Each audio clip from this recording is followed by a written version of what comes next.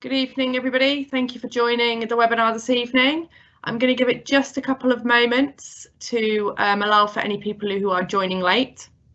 In the meantime, if anybody can hear me, can you just please confirm that you can hear me okay in the Q&A box on the right-hand side? I've just published a comment asking if you can hear me. If you can just like that, so I know there's no issues with the sound, then we'll give it a couple of minutes and we'll be able to get underway knowing that everybody can hear what I'm saying. Thank you.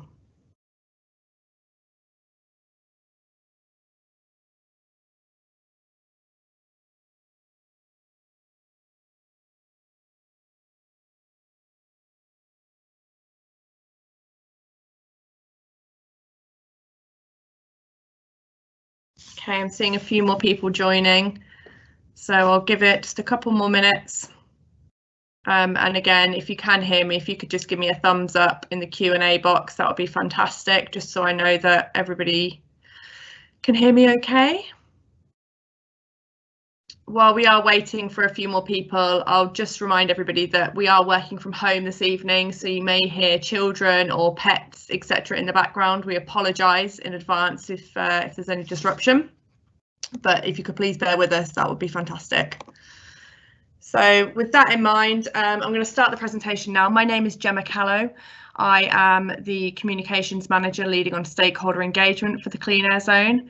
I am joined this evening by Gareth Wood, who's a Senior Clean Air Zone Officer, and we're going to talk you through how the Clean Air Zone will operate when it goes live on the 1st of June and some of the support that is available for those who drive non-compliant vehicles if they meet the eligibility criteria. So with that in mind, I'll get the presentation underway.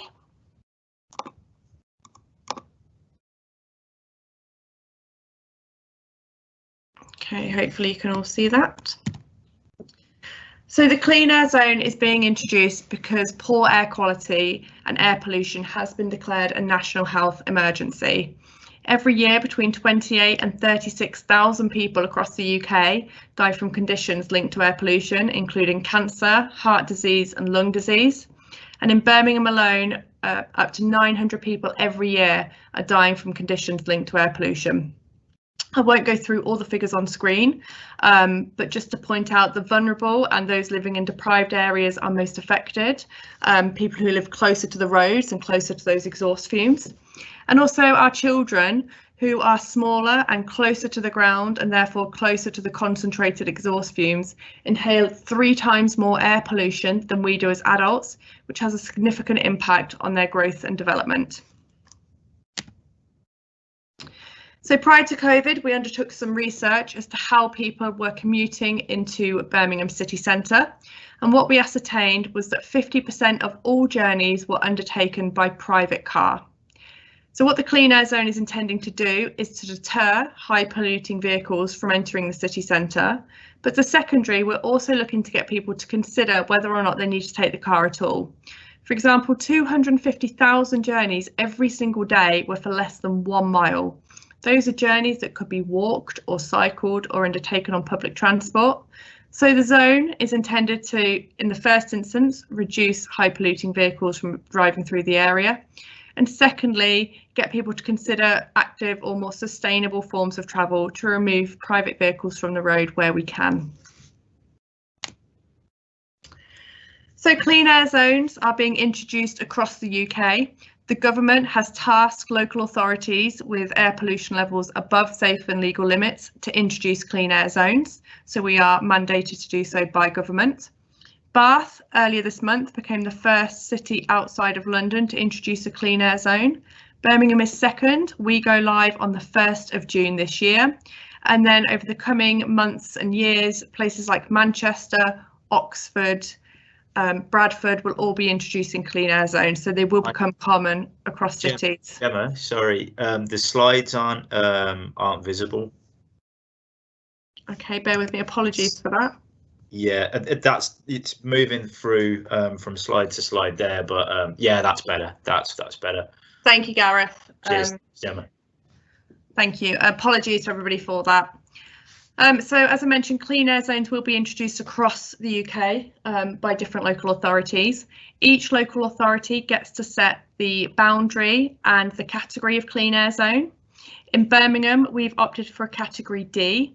So that means that we'll be charging all vehicles that do not meet the emission standards, including private cars. So buses, coaches, taxis, vans and private cars will all be subject to the charge if they don't meet the emission standard. It's important to stress a clean air zone is not the same as a congestion charge. So in London, where there is a congestion charge, every vehicle that drives through a designated area will have to pay the charge. A clean air zone will only charge the most high polluting vehicles that don't meet certain emission standards. And in Birmingham, we estimate about 1 in 4 vehicles will be subject to that charge. So the big question is, where is the zone? So it's the blue area that you can see on screen. It's everywhere within the A4540 Middleway, but not the Middleway itself. So come the 1st of June, if your vehicle meets the emission standards and you won't be charged, you do not need to take any action. You can drive through that blue area, no problem. However, if you're in a non-compliant vehicle and subject to the charges, you can drive around the A4540 Middleway, that's fine. But the second you enter, we have ANPR cameras scattered across the zone that will pick up your registration. And if you don't meet the emission standards, you'll be subject to the daily charge. That charge is £8 a day for cars, taxis and vans, and £50 a day for HGVs, coaches and buses. It's important to stress that a day is midnight to midnight, not 24 hours from when you enter the zone. However, during that midnight to midnight time frame, you can enter and leave the zone as many times as you want for a single charge. However, if you drive in, say at 10 p.m. and leave at say 2 a.m. and you cross that midnight threshold, you will be subject to 2 charges. You'll need to make payment online or over the phone using the government payment system. And you have a 13-day payment window, which consists of 6 days prior to you driving into the zone, the day you drive in the zone, and 6 days after. You must make payment within that time frame. If you don't, you'll be subject to a fixed penalty notice of £120, reduced to £60 if paid within 14 days. We've got about 300 signs that have been installed on the boundary and approach to the zone, warning that you're entering and warning that you're entering a chargeable area. That is the only notice and warning that you will receive. You will not receive a text or an email to say you've entered the zone and a charge is due. The onus is on you as a driver to know that you've entered, and it's on you as a driver to make the payment within that time frame. Cannot stress that enough. So, will I be charged is obviously the main question that you want to know the answer to. The easiest way to check this is to go onto the Brumbury's website, which we'll have listed at the end of this presentation, and you can click on a link to the government vehicle checker, where you can input your registration detail and it will tell you whether or not you'll be subject to the charge. So what we're looking for is emission standards. So you can check your V5C for this information, but if you have a Euro 4 petrol or better, a Euro 6 diesel or better, gas Euro 6, fully electric, fully hydrogen fuel cell, or a hybrid electric that meets those Euro 4 petrol, Euro 6 diesel standards, you will not be charged and you do not need to take any action. The guidance dates on screen are purely for guidance purposes only, so most Euro 4 petrol vehicles came into circulation from 2006 onwards, and most Euro 6 diesel vehicles came into circulation from September 2015 onwards. I must stress though that it is the emission standard and not the date of production that we're looking for. So it's important to note when the Clean Air Zone does go live, the purpose of the zone is not intended to make money for the council. For us, our sole intention is to improve air quality. So if we make zero money from this project, then that's a great success for us because it means there are no high polluting vehicles from entering the zone. However, we do understand that particularly in the early days, we will make money from this scheme, but we have to reinvest that money in transport related projects and policies. It cannot be used to support the council's general budget and to support services such as bin collections or repairs to the floozy and the jacuzzi. So some of the schemes that have been identified for that reinvestment are implementing control parking zones around the boundary of the A4540 Middleway. That's to support residents and stop people dumping their cars on the boundary and walking in. We're also funding a hydrogen bus pilot scheme for 20 buses that will go live later this year. And we're also funding improvements to city centre pedestrianisation and an enhanced programme of active and sustainable travel. So that's to make walking and cycling safer and more appealing to do so. And that's how we're looking to spend some of the money initially that we do raise from this. At this point, I'm going to hand over to Gareth, and he's going to talk through some of the support available. I should have stressed at the beginning, apologies, that this is being recorded and we will send you a link to the recording afterwards. And if you do have any questions during the course of this presentation, please pop them in the Q&A box on the right-hand side, and Gareth and I will answer them for you at the end. But at this point, though, I'll hand over to Gareth. Thank you. Thanks, Gemma, and thanks to everyone attending tonight for making the time in their evening to join the webinar and hear about Birmingham's Clean Air Zone. So Gemma has effectively in the first part of this ran through the reasons that we're having a clean air zone, and also the requirements for the vehicles that will be non-chargeable for it, and generally how the clean air zone will work. We're mindful that in order to, ever since the public consultation in 2018 and before the Clean Air Zone was ratified in 10th of September 2018, we're mindful that in order to assist people with the transition of compliance or to compliance, we wanted to and would need to provide certain exemptions and additional financial support for people. In order to help with that, there's a wide variety of exemptions and financial support available, and these can include the two categories that you can see here on this first slide. So exemptions aren't indefinite in a local sense. There are national exemptions for certain vehicle types and tax classes, but in terms of our localised clean air zone for Birmingham exemptions, here we have a couple of examples. So if you're a resident within the clean air zone and you drive a non-compliant vehicle, we must stress that roughly a quarter of the vehicles that have been mapped as using the clean air zone are non-compliant, with the vast majority are compliant.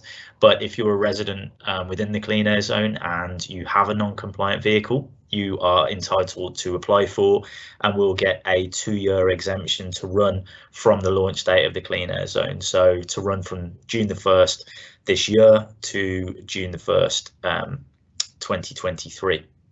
So, and additionally, if you work within the clean air zone and you earn no more than £30,000 per year, you can also apply for a 1-year exemption. And additionally to that, I think we do come on to it in the next slide. Additionally to that, there is also financial support available. As the slide says as well, commercial vehicles registered within the clean air zone can also access a 1-year exemption, and visitors to medical centres within the zone can access exemptions for the purpose of their visit via a voucher system. So there will be a 12-month exemption window for visitors to medical centres, including the Children's Hospital, and upon visiting they'll be issued with a voucher code which they can then enter into an online portal, and that will ensure that they don't receive a charge for the purpose of the visit. Next slide please, Gemma. Thank you. Just to add to Gareth's point about the medical centres, it's only 3 named medical centres that will be subject to the voucher scheme. It won't be all medical centres. And so this is an example here with the slide of the exemptions that are national exemptions, so kind of permanent exemptions. These have an indefinite length to them, so you can see, without me running through the categories, I'll just touch on them briefly. So vehicles with disabled passenger tax class, which I think is tax class 85 for the purpose of anybody that has that. Motorcycles are exempt, show vehicles. Community and school transport, that are vehicles generally that come under section 19 or 22, which generally relates to not-for-profit vehicle transportation. Specialist vehicles, which can include things like cranes or diggers and historic vehicles. They will be indefinitely exempt from charges with the Clean Air Zone. Thanks, Jim. So I've touched on it briefly earlier on, but along with the exemptions, in order to enable categories of people to and businesses and to reach compliance, we have £35 million of funding divisible by the pots that you can see there, in order to try and assist and to ensure that we reach the compliance target and we positively affect the level of emissions, illegal level of emissions within the city at the moment. So you can see it's divisible by the £10 million is what's known as the scrappage scheme and mobility credits. So following on from the employees within the Clean Air Zone who earn no more than £30,000 per year and work no less than 18 hours per week, along with the exemption for 12 months, they can also access what's known as our scrappage scheme, which is an opportunity for them with our newly announced partner Motorpoint for this to scrap their existing non-compliant vehicle for up to £2,000 towards the purchase of a pre-owned or new compliant vehicle from Motorpoint. That £2,000 credit can be used in any way with Motorpoint in order to purchase a vehicle on finance or to purchase a vehicle up front. And also, which will be launching soon, there is that same amount of money up for mobility credits for public transportation use as well.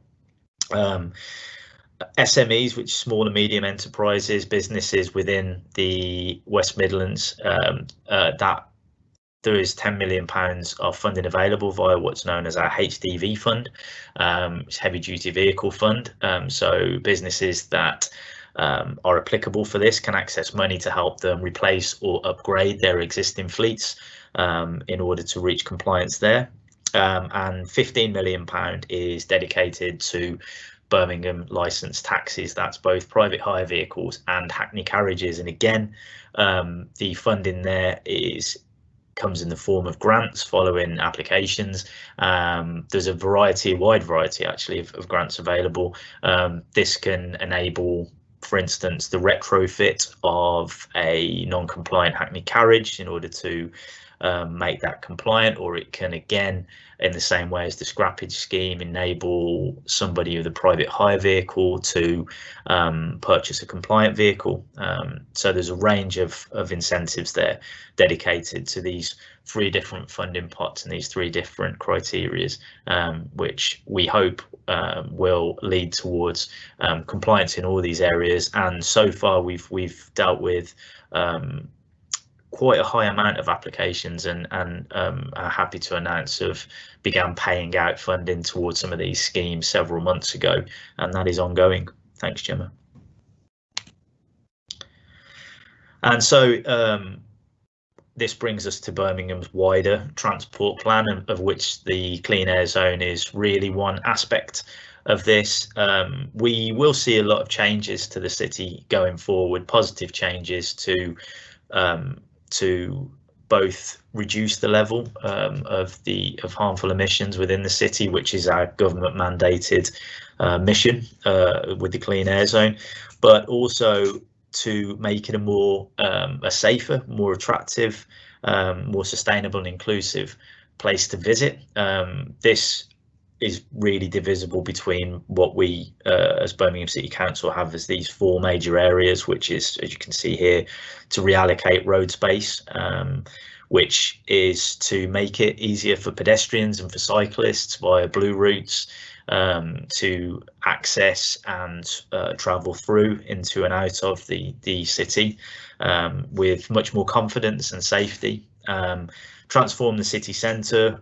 Again, this leads into that. We're if any of you have seen the draft proposals for the transport plan, you would see that there are aspects of actually changing the modalities of travelling from one part of the city centre into another part, and the accessibility that public transportation, pedestrians, cyclists will have versus the accessibility that motorists will have, which would potentially preclude them from travelling across the city. Rather, they would have to go out onto Ring Road and then come back in to a separate part of the city. Again, this is with the notion of making it far more attractive for people to use the city in healthier and more sustainable ways.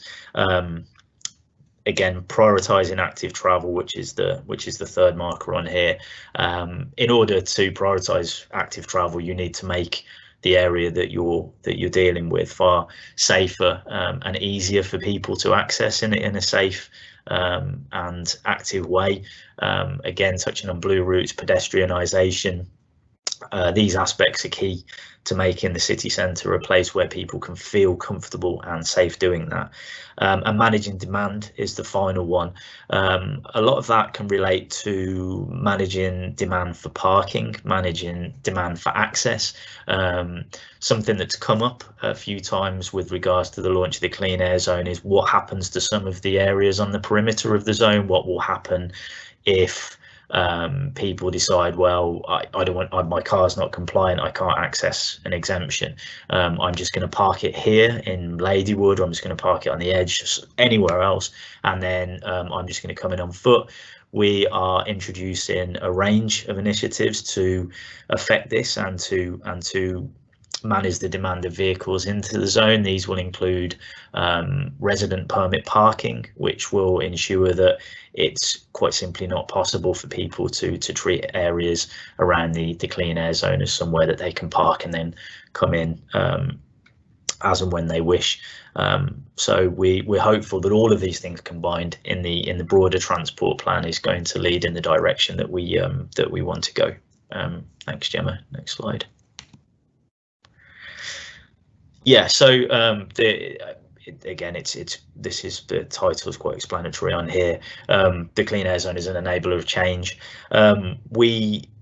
You may be aware, and we're certainly aware as part of the project, that the government are looking at carbon neutrality nationally. I think by 2050 is the target, although as a city, we want to reach net zero carbon by 2030, which is part of our route to zero. I think Gemma touched earlier on the opening slide about the dangers of harmful emissions and the negative effect it has on people's health and well-being. It's essential for us to really step in and as individuals and collectives and do something positive about this. And the Clean Air Zone, along with other clean air zones and similar initiatives launching throughout the country, you may see that the Bath Clean Air Zone is now live, but it's a lower category than ours. It doesn't include private vehicles, but Bristol will also be launching a Clean Air Zone, and there will be others to follow. And so we hope that the Clean Air Zone will really make a definitive impact in actually leading to broader change. You can see that there are some additional programs supported there, which includes an expansion of the city's electric vehicle charging points. We are looking to install, I think it's around 200 more electric charging points throughout the city to encourage and enable the broader use of electric vehicles. We are purchasing 20 hydrogen buses to encourage the adoption of, you can see, of the technology in the city, to promote that. And as part of the broader support packages for compliance with regards to our taxi industry, the City Council will be purchasing 50 electric Hackney carriages, which will be available to rent to taxi drivers throughout the city if they wish to use those vehicles, rather than purchasing or upgrading existing vehicles. Thanks, Gemma. Oh, and that's the end. I didn't realise that that's the final slide. But yeah, the final slide here. This is further contact details for us, but we're always keen to hear input and feedback and to answer inquiries. And so via our cleanair@birmingham.gov.uk mailbox, we always endeavour to get back to people within 2 working days presently. So along with the other contact details and sites to visit here. We are and remain really keen to hear from people and to try and offer as much assistance and guidance as we can. So yeah, if you have any questions now, we would love to hear them, but if you don't, and you think of something after the webinar, by all means contact us at cleanair@birmingham.gov.uk, and we will be happy to answer this for you. So thank you very much for allowing me to speak, and if you have any questions, we would love to hear them. While we wait for any questions, following this, like I said at the start, we will send you a link to this presentation. Please share with family and friends and colleagues. We want as many people as possible to be aware the zone is launching on the 1st of June. Like I said at the beginning, there won't be any warning in the form of a text or a letter letting you know you've entered and a payment is due, so people need to be aware. Our intention is not to make money from this. Our intention is to clean up the air pollution. So please do share links and information about this following this evening's webinar. And during that time, we have had a question. So will the council give grants to buy compliant vehicles? Gareth did touch upon this earlier. So there are, we have a £15 million pot of money to support the taxi drivers who are licensed with Birmingham City Council to upgrade or retrofit or lease compliant vehicles. And we do have the vehicle and vehicle scrappage and travel scheme available for workers. So if you work in the Clean Air Zone, own a non-compliant vehicle, earn less than £30,000 a year and work at least 18 hours a week, excuse me, you can apply to scrap your non-compliant vehicle and receive either £2,000 in funding towards a compliant vehicle from Motorpoint, or £2,000 to be put on a Swift travel card with Transport for West Midlands. So we do have those funding options available, as well as some support for SMEs in the West Midlands. All of the information about that is on the financial incentives tile of the Brumbury's website.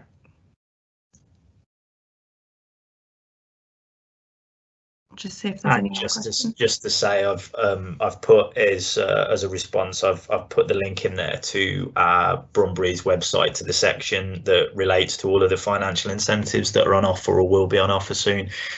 So for more complete and definitive breakdown of those, if you follow the link there, you'll be able to look at them in detail.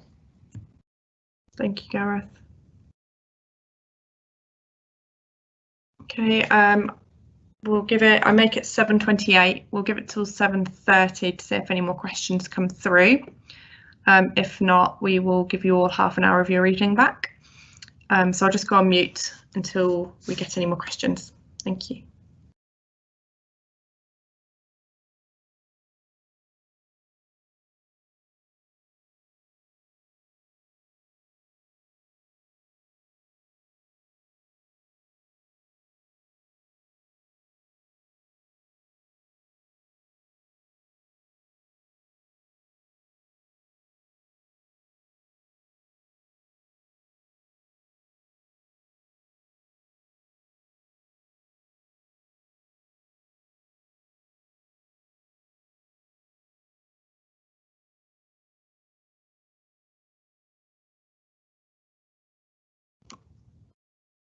Okay, it doesn't look like we're going to get any more questions in. So with that in mind, I would urge you all, as the first step, to go on Brumbury's website, check if you're going to be charged.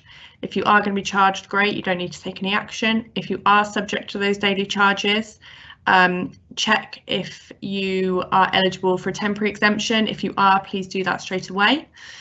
We can turn those around fairly quickly in time for the launch. And if you are a worker and eligible for financial incentives, please register an expression of interest.